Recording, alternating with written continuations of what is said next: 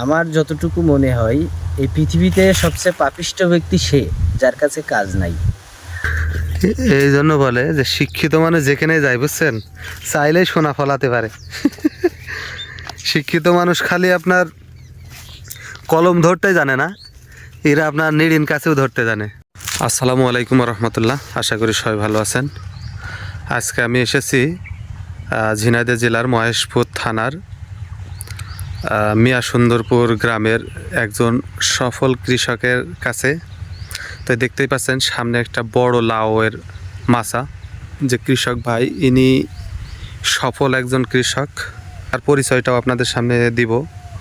এই লাউ করে সে কিভাবে সফল হলো এবং কত টাকা লাউ বিক্রি করলো এবং লাউ কিভাবে রাখলে 2-4-5 দিন ভালো রাখা যায় সেটাও আপনাদের সামনে উপস্থাপন করব এবং তার কাছ থেকে জানার চেষ্টা করব। আশা করি ভিডিওটি আপনারা দেখবেন।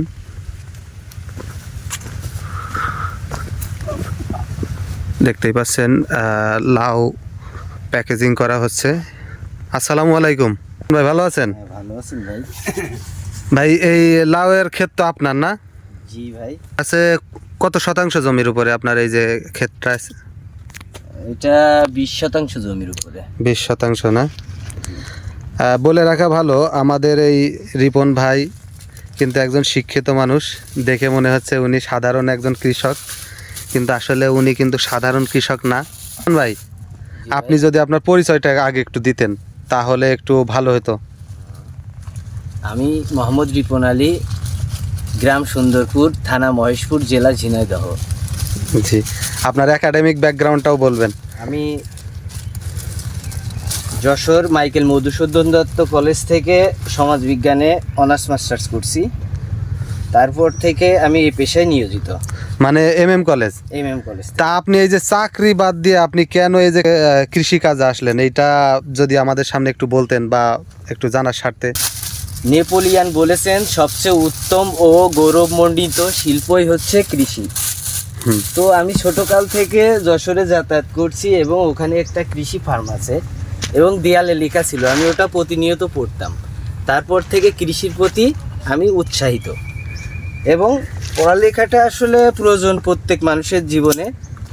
এই কারণে পড়ালেখাটা করছি, কিন্তু পেশা হিসেবে এটাকেই নিয়েছি, কারণ আমি চাইছি যে আমি সবসময় উত্তম পেশায় নিয়োজিত থাকি।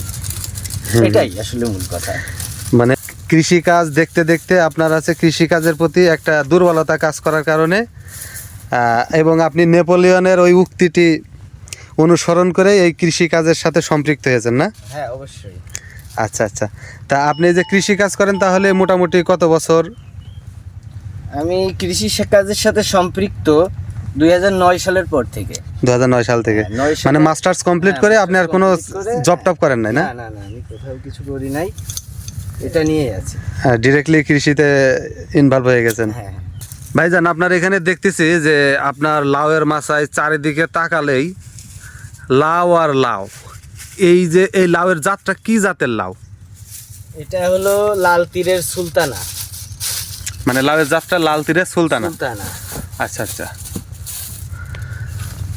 তা এখান থেকে আপনি মোটামুটি কেমন লাউ বিক্রি করেছেন? আমি এখান থেকে পর্যন্ত 1,20,000 টাকার লাউ বিক্রি করছি। এখনো তো আশা করা যায় আনুমানিক আর 20-30 হাজার টাকা হতে পারে। এখনো 20-30 হাজার টাকা। ভাই এই যে লাউ প্যাকেজিং করতেছেন তাই না, এটা কি ঢাকায় যাবে না এলাকার কোনো বাজারে, স্থানীয় বাজারে বিক্রি হবে? এটা ঢাকা কাউরান বাজারে যাবে। মানে আপনারা কি ডিরেক্টলি কোনো ব্যাপারীর মাধ্যমে বিক্রি করেন না আপনারা একবারে ঢাকায় পাঠান? আমাদের এখান থেকে গাড়ি করে কারণ বাজারে আড়তে যায়, ওখান থেকে ওনারা বিক্রি করে আমাদেরকে বিকাশে টাকা দিয়ে দেয়। ও আচ্ছা আচ্ছা, মানে আপনার একবারে ঢাকায় লিঙ্ক আছে, ওখানে আপনি এখান থেকে এই যে বাসের মাধ্যমে বা যেভাবেই হোক আপনারা ওখানে পাঠিয়ে দিলে তারা ওখান থেকে আপনার এই মাল বুঝে পাওয়ার পরে টাকা পাঠিয়ে দেয়। আচ্ছা আচ্ছা। আর ওইগুলো অলরেডি প্যাকেজিং করা শেষ?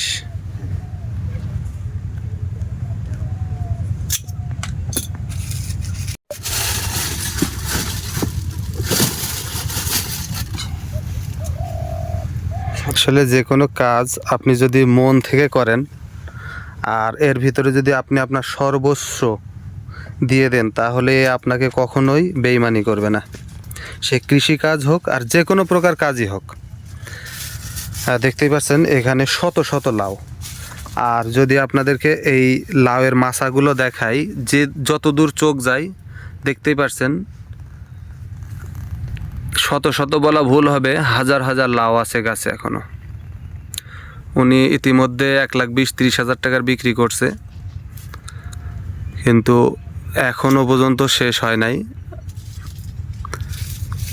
তো যারা বলেন যে আমার চাকরি হয় না, তারা কিন্তু এই ধরনের মানুষের কাছ থেকে আপনারা শিখতে পারেন। দেখতেই পাচ্ছেন সে কিন্তু একজন সমাজবিজ্ঞান অনার্স মাস্টার্স পড়ুয়া লোক। সে চাইলেই কিন্তু একটা মাল্টিন্যাশনাল কোম্পানিতে চাকরি নিতে পারতো, বা সে তার মতো করে কিন্তু একটা গর্জিয়াস লাইফ লিড করতে পারতো, কিন্তু সে কিন্তু তা না করে সে মা মাটির টানে কৃষির প্রতি ভালোবাসা থাকায় এই প্রত্যন্ত গ্রামেই রয়ে গেছে এবং কৃষিকাজকে সম্মান দেখিয়ে সে এই কৃষিকাজের সাথেই রয়ে গেছে। তো আল্লাহর রহমতে দেখতেই পাচ্ছেন যে এই কৃষিকাজ করার পরে তিনি সফলও হয়েছেন। দেখতে পাচ্ছেন এই লাউগুলো কতটা ফ্রেশ, কোনো দাগ নাই, কোনো পোকা নাই। আবার যতটুকু ধুলাবালি লেগে আছে সেটা আবার গামছা দিয়ে সুন্দর করে মুছে পলিতে ভরে আপনার এই প্যাকেটের ভিতরে সুন্দর করে সাজিয়ে গুছিয়ে প্যাকেজিং করতেছেন, যাতে করে এই লাউটি যেখানেই যাক একদম অক্ষত অবস্থায় যাবে। কারণ আপনারা জানেন যে শহরের মানুষ কালারে খায় নাকি, কালার দেখে। কারণ শহরের মানুষ কিন্তু আগে দেখে দর্শনধারী, তারপর গুণ বিচারি করে, ভিতরে ভালো না কি সেটা দেখে না, আগে আপনার চেহারা কেমন।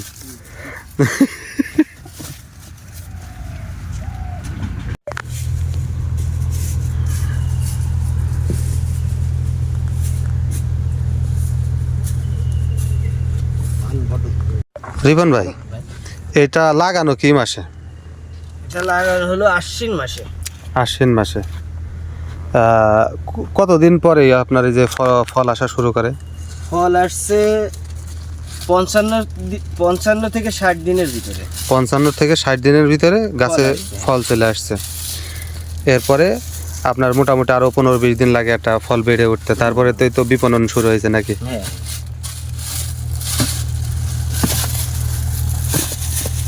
তাহলে জমির পরিমাণ কতটুকু? 20 শতক। 20 শতাংশ, মানে 10 কাঠার একটু বেশি। যেহেতু আমাদের এলাকায় 33 শতাংশে 1 বিঘা, সেই অনুপাতে ওই হয়তো বা 11 কাঠা বা সামথিং নাকি, 11-12 কাঠার মধ্যে। তো এটাও কিন্তু অবাক করা একটা ব্যাপার ভাই, 11 কাঠা 12 কাঠা একটা জমি চাষ করে 1.5 লাখ টাকা যদি ফসল বেচা যায়, তা চাকরি কিন্তু এর সাথে পারে না। কারণ একটা কৃষক তো এই একটা চাষ নিয়ে পড়ে থাকে না, আপনার আরো কিছু চাষবাস আছে না? আছে। আর কি কি চাষ আছে? পেয়ারা আছে, ড্রাগন আছে, ধান আছে। তার মানে আপনি মাল্টিপল চাষবাস করেন নাকি? আর আসলে যারা গ্রামে চাষবাস করে তারা কিন্তু একটা চাষের উপর নির্ভর হয় না, কারণ তারা মোটামুটি 4-5টা চাষ করে, যাতে করে একটাই ক্ষতিগ্রস্ত হলেও আর একটা দিয়ে তাদের পুষিয়ে যায়।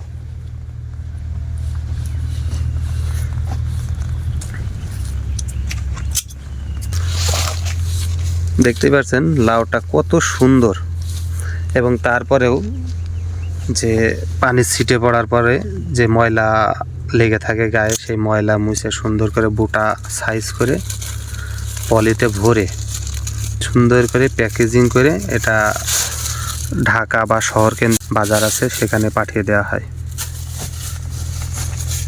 কার্টনের ভিতরে কত পিস ধরে ভাই? 30 পিস। 30 পিস না? এগুলোর দাম কেমন পাওয়া যায়? দাম, এটা তো দাম ওঠানামা করে যেহেতু কাঁচা মাল। 30 থেকে 40 এর ভিতরে পাচ্ছি এখন পার পিস। আচ্ছা, পার পিস 30 থেকে 40 এর মধ্যে।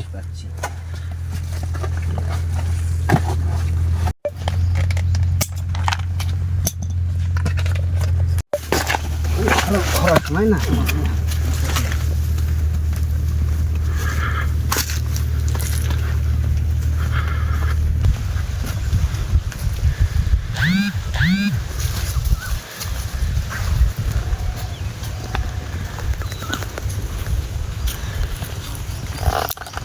এটা একবার এইভাবে খালিশপুর বাস স্ট্যান্ডে নিয়ে যাবে ভাই নাকি? ওখান থেকে বাসে ট্রাকে না, ট্রাক বা ছোট পিক আপ যেগুলো সবজি নিয়ে তো সাধারণত ছোট পিক আপগুলো বেশি যায়। আচ্ছা লাউয়ের সাইজগুলো কিন্তু একদম পারফেক্ট সাইজ ভাই। রিপন ভাই, তো এই যে এখন তো কাটছেন, বললেন আজকে আর আপনি প্যাকেজিং করবেন না, তো এখন এই লাউগুলো কি করবেন? দিয়ে দেবো। দিয়ে দিবেন না মানে এখানে আপনি এইভাবে সংরক্ষণ করার জন্য যেভাবে ভালো হয় না, তে তো নষ্ট হবে না না? না না না আর এখানকার যে আবহাওয়া, এই যে নিচে কর্দমাক্ত মাটি, নরম, এটা আবার তাপে রাখলে আবার সমস্যা।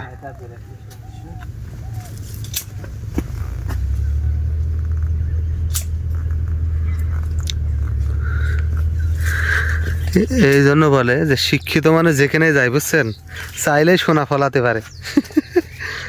শিক্ষিত মানুষ খালি আপনার কলম ধরতে জানে না, এরা আপনার নিড়িন কাছেও ধরতে জানে। সেটা হচ্ছে আমাদের রিপন ভাই তার প্রমাণ।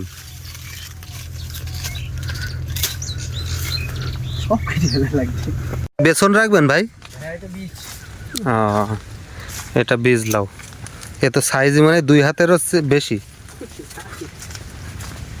অনেক বড় লাউ তো এটা। কত সুন্দর লাউ দেখছেন, মাথা নষ্ট করা লাউ।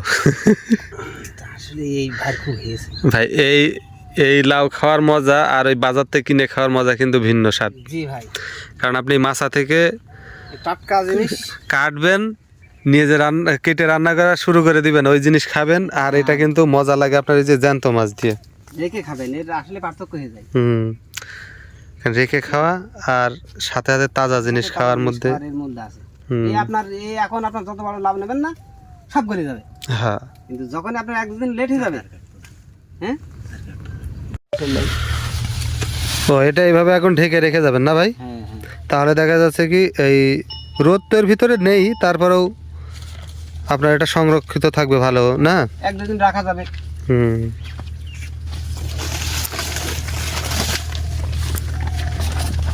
এটা হচ্ছে প্রাকৃতিক পদ্ধতি।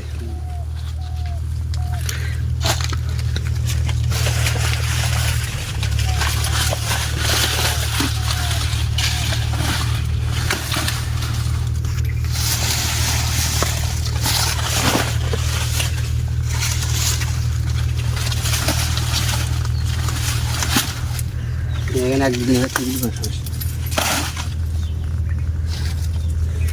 কেটে বাসেন না লাভ। রিপন ভাই, এখন যেই সমস্ত শিক্ষিত যুবকেরা মানে যারা বেকার আছে, তারা যে বলে আমাদের চাকরি নাই, কাজ নাই, কাজ নাই, তাদের উদ্দেশ্যে আপনি কি বলবেন? আমার যতটুকু মনে হয়, এই পৃথিবীতে সবচেয়ে পাপিষ্ঠ ব্যক্তি সে যার কাছে কাজ নাই। আর যে বলে কাজ নাই সে তো অকম্মা।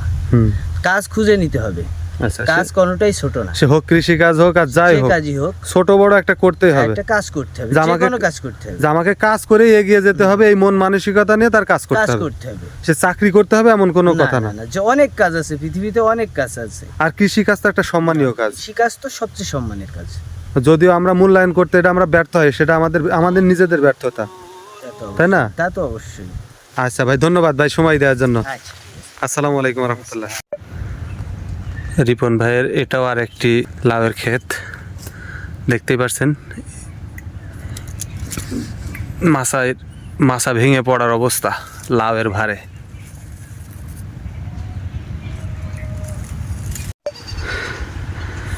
রিপন ভাইয়ের মুখে শুনছিলেন যে ওনার আরও অন্যান্য চাষ আছে, তার মধ্যে এই একটা, এটা হচ্ছে তার ড্রাগনের ক্ষেত। আসলে গ্রামীণ কৃষির সাথে যারা সম্পৃক্ত থাকে তারা এক চাষ নিয়ে পড়ে থাকে না, তারা বিভিন্ন চাষাবাদ করে থাকে। তো দেখতেই পাচ্ছেন এই যে রিপন ভাই একজন শিক্ষিত মানুষে তার অদম্য চেষ্টায় সে একজন সফল কৃষকে পরিণত হয়েছে। দেখতেই পাচ্ছেন এটা এখন পরিবহনের জন্য চলে যাচ্ছে। এটা এখান থেকে চলে যাবে খালিশপুর, যেখানে গাড়ি লোড হয়, সবজির গাড়িগুলো যেখান থেকে ঢাকা যায়, আর ওখান থেকে সোজা চলে যাবে ঢাকা আড়তে। আশা করি ভিডিওটি আপনাদের সবাই ভালো লেগেছে। ভালো থাকবেন, সুস্থ থাকবেন সবাই। ভিডিওটি ধৈর্য ধরে দেখার জন্য ধন্যবাদ সবাইকে। আসসালামু আলাইকুম ওয়া রাহমাতুল্লাহ।